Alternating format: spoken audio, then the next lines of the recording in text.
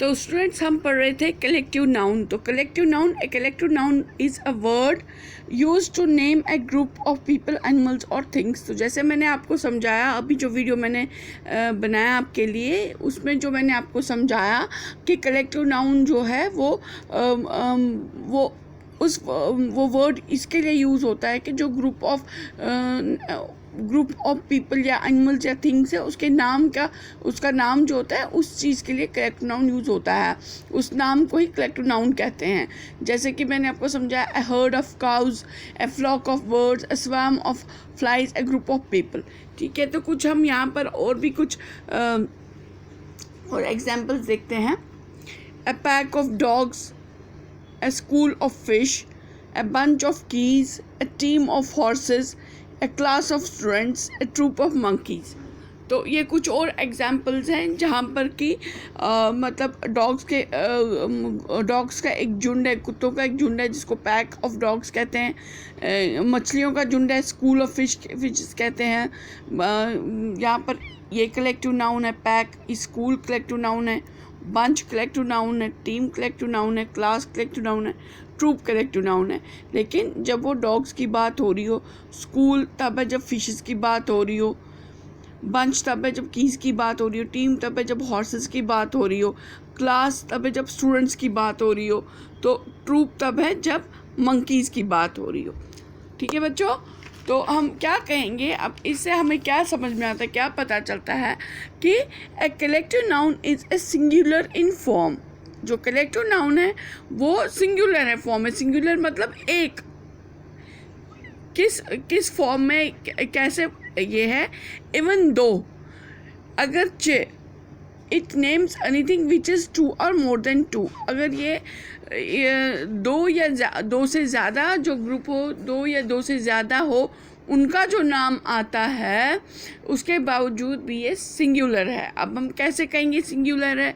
जैसे हम देखेंगे गायों का झुंड, तो वो एक झुंड है, उसमें 2 या 3 या 4 गायें बेशक है, 4 गायें हैं, लेकिन झुंड एक है।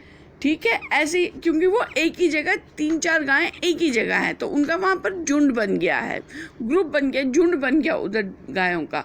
तो अब हम या तो हम ये कहेंगे 3-4 काउज आर देयर और 4 काउज आर देयर, 4 गायें उधर है। या तो हम ऐसे नहीं कहते हैं, यूजुअली हम कहेंगे हर्ड ऑफ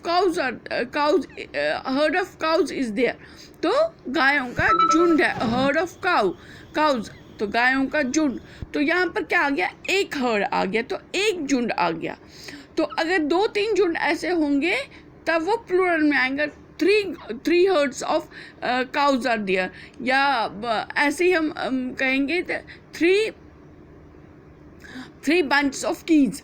ठीक है, तो जैसे तीन गुच्छे हैं चाबियों के, तो लेकिन जैसे अब हम चाबियाँ ही लेंगे तो एक गुच्छे में 2 चाबियाँ भी हो सकती है, 4 चाबियाँ भी हो सकती है।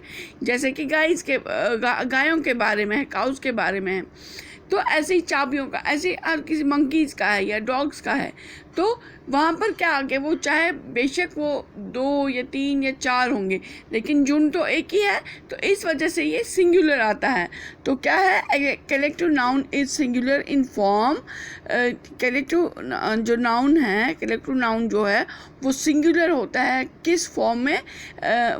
सिंगुलर होता है फॉर्म में, अगरचे वो उनका जो नाम आता है, जो नाम है, जो हर्ड या पैक है, वो विच इज़ 2 और मोर देन 2, जो उनके हम उस ग्रुप का जो नाम देते हैं वो बेशक 2 या 2 से ज़्यादा है, लेकिन उनके ग्रुप के नाम जो वो एक ही आता है, उस झुंड का नाम एक आता है, तो वो एक ही है, सिंगुलर है।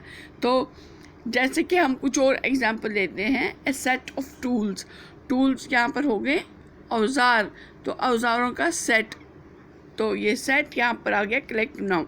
अ बेल ऑफ कॉटन के गुच्छे जो होते हैं कॉटन के, वो, तो डेक ऑफ कार्ड्स, जो कार्ड्स होते हैं, ताश होते हैं, वो ताश के पत्ते एक ही पैक में होते हैं, तो उसको डेक ऑफ कार्ड्स कहेंगे, कि कार्ड्स के पत्ते।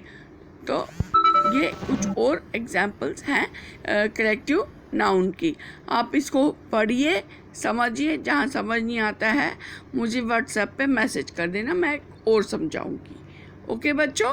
तो लेकिन वो लिंक इसका जो इससे पहले ही मैंने वीडियो बनाई और ये वीडियो ये बीच में कट गया था, ये कंबाइन नहीं हो पाई, इसलिए मैं दूसरा वीडियो 2 वीडियोस भेज रही हूँ आपको कलेक्टिव नाउन के। दोनों एक साथ पढ़ लें, अलग अलग नहीं है। तो ये दोनों लिंक मैं आपको शेयर कर देती हूँ, तो ये दोनों ही देख लेना आप। और ये दोनों ही एक दूसरे के साथ, वो दूसरा वीडियो पहले वाले के साथ कंटिन्यूशन में है। समझ गए बच्चों?